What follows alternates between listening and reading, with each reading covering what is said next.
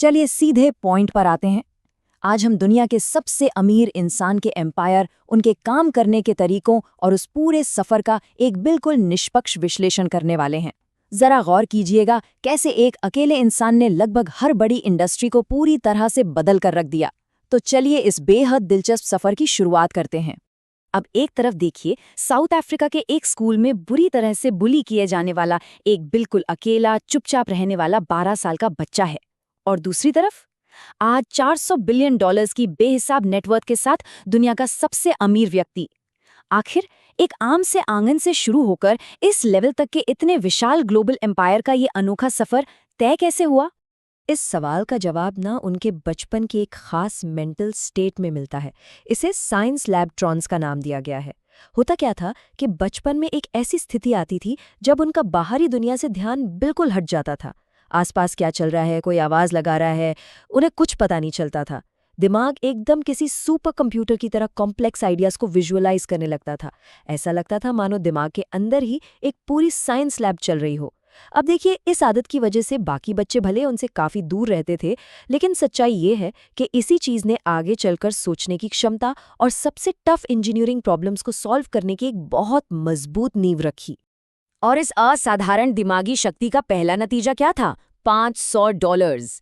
सिर्फ 12 साल की उम्र में जब बाकी बच्चे मैदान में खेल कूद रहे होते हैं, तब लगातार कई दिनों तक बिना सोए ब्लास्टर नाम का एक पूरा space shooter video game code कर दिया गया।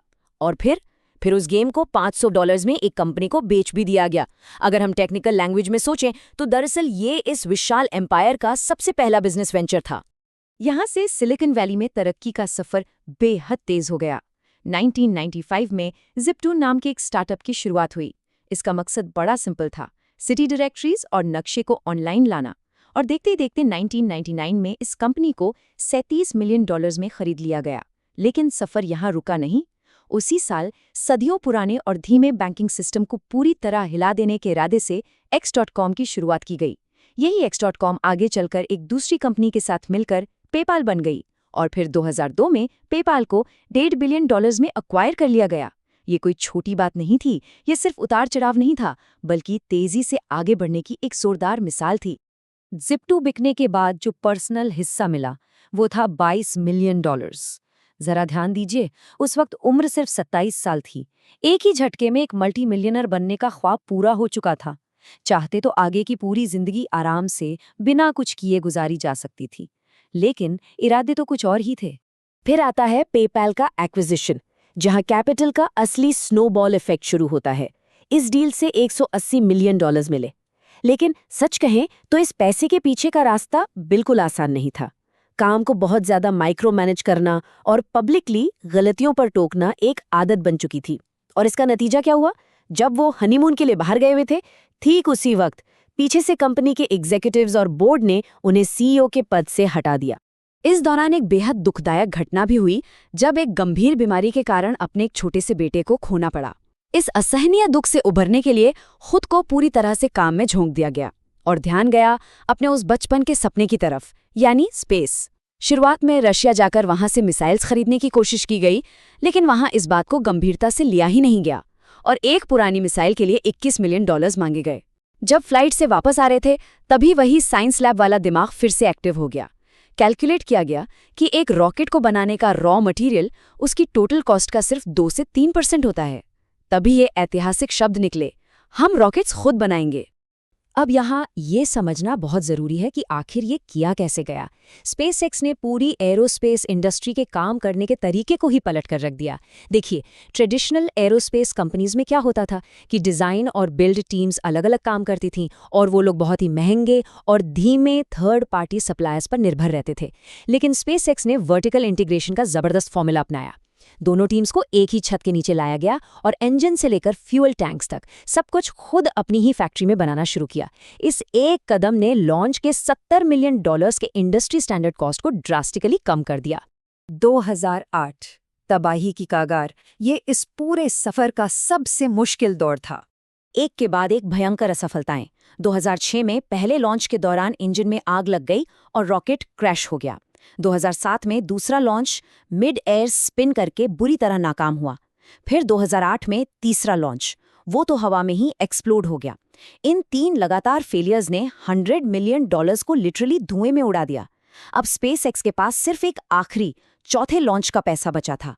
अगर वो भी फेल हो जाता तो कंपनी और स्पेस का वो सपना दोनों हमेशा के लिए खत्म हो जाते। और टेंशन सिर्फ स्पेस में नहीं थी। एक तरफ स्पेसएक्स डूबने वाला था, वहीं दूसरी तरफ टेस्ला मोटर्स भी तेजी से अपनी आखिरी सांसें गिन रही थी। टेस्ला के इनिशियल बिजनेस मॉडल में रोडस्टर कार को $65,000 में बेचने का टारगेट रखा गया था ताकि प्रॉफिट बनाया जा सके। लेकिन 2007 आते आते हकीकत ये हो चुकी थी कि उस एक कार को बनाने की कॉस्ट ही $1 लाख तक पहुंच गई थी। बिजनेस मॉडल पूरी तरह फेल हो रहा था और ऊपर से ग्लोबल फाइनेंशियल क्राइसिस ने टेस्ला को लगभग कंगाल ही कर दिया था। ऐसे बुरे हालात में एक आम समझदार इंसान शायद क्या करता, वो अपने बचे हुए पैसे बचाकर किसी एक कंपनी को बचाने का फैसला लेता। लेकिन यहाँ एक एक्सट्रीम रिस्क लेने की क्षमता नजर आई। जब बाहर से कोई पैसा नहीं मिला तो अपनी सबसे प्रिय मैक्लेरन कार और बाकी सारे पर्सनल एसेट्स बेच दिए गए। सारा का सारा पैसा टेस्ला में लगा दिया गया, सिर्फ इसलिए ताकि कंपनी कुछ और दिन जिंदा रह सके। ये अपने आप में एक बहुत बड़ा दांव था। और पता है, ये पूरा दांव लगाना काम कर गया। दिसंबर 2008 सच में एक बड़ा टर्निंग पॉइंट साबित हुआ। एक डू और डाई स्थिति में आखिरकार चौथा फैल्कन 1 लॉन्च ऑर्बिट में पहुंचने में सफल रहा। दुनिया की पहली प्राइवेट कंपनी ने ये नामुमकिन सा लगने वाला काम कर दिखाया था। इसके ठीक बाद नासा ने $1.6 बिलियन का एक बहुत बड़ा स्पेस कार्गो कॉन्ट्रैक्ट दे दिया। और वहीं दूसरी ओर क्रिसमस आने से ठीक पहले टेस्ला के लिए भी $40 मिलियन की इमरजेंसी फंडिंग मिल गई। एक ही महीने के अंदर दोनों ही बड़ी कंपनीज कंप्लीटली बर्बाद होने से बाल-बाल बच गई। इस भयंकर संकट से बाहर निकलने के बाद आई असली क्रांति।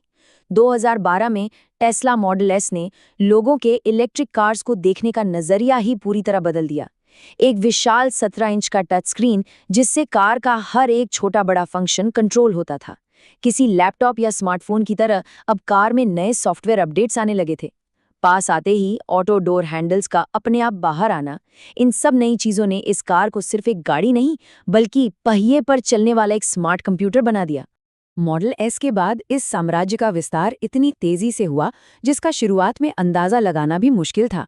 2015 में रियूजेबल रॉकेट्स का आना जिसने स्पेस इंडस्ट्री की कीमतों को और भी ज्यादा गिरा दिया।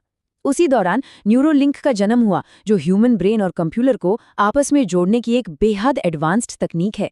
फिर 2023 में सोशल मीडिया प्लेटफॉर्म ट्विटर का एक बहुत ही बड़ा एक्विजिशन हुआ और आज के समय में सबसे बड़े स्टारशिप रॉकेट और XAI जैसे cutting edge artificial intelligence projects पर तेजी से काम चल रहा है। ये अब सिर्फ कुछ अलग अलग कंपनीज नहीं रह गई हैं, ये पूरा एक इकोसिस्टम बन चुका है। इन सभी असाधारण कामयाबियों का सीधा नतीजा एक बेहद विशाल और चौंका देने वाले आंकड़े में बदल गया, $400 बिलियन। ये नेटवर्थ इतनी ज्यादा बड़ी है कि लिस्ट में दूसरे नंबर पर आने वाले अरबपति की कुल संपत्ति की लगभग दुगनी है। सोचिए, जीरो से शुरू होकर इतनी ऊंचाई तक पहुंचना अपने आप में ही ध्यान केंद्रित करने और सबसे एक्सट्रीम रिस्क लेने के नतीजे का सबसे बड़ा प्रमाण है।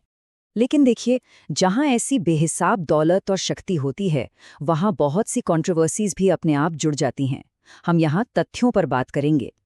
एम्प्लॉयज ने अक्सर बेहद अधिक काम के दबाव और टफ वर्किंग कंडीशंस की लगातार शिकायत की है। हमने देखा कि ट्विटर को एक्वायर करने के तुरंत बाद हजारों लोगों को नौकरी से निकाल दिया गया। इसके अलावा कई बार कंट्रोवर्शियल ट्वीट्स ने शेयर मार्केट के प्राइसेस पर भारी और नकारात्मक असर डाला है। और हाल ही में चुनाव प्रचार के लिए लगभग $280 मिलियन के दान ने इस बात को बिल्कुल साफ कर दिया है कि अब इस बिजनेस एम्पायर के साथ एक बहुत बड़ी पॉलिटिकल पावर भी जुड़ चुकी है। और यही सारे तथ्य आखिर में एक बहुत ही गहरे सवाल को जन्म देते हैं। क्या आने वाले भविष्य का निर्माण करने के लिए, क्या दुनिया को बदलने के लिए एक बेहद सख्त, निर्दयी और रूथलेस रवैये का होना अनिवार्य है?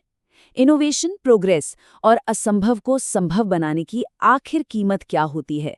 इन सभी पहलुओं को देखने के बाद इस आखिरी सवाल का जवाब अब आगे चलकर एक बहुत ही विचार करने योग्य विषय बनकर रह जाता है। आज के इस विश्लेषण में बस इतना ही।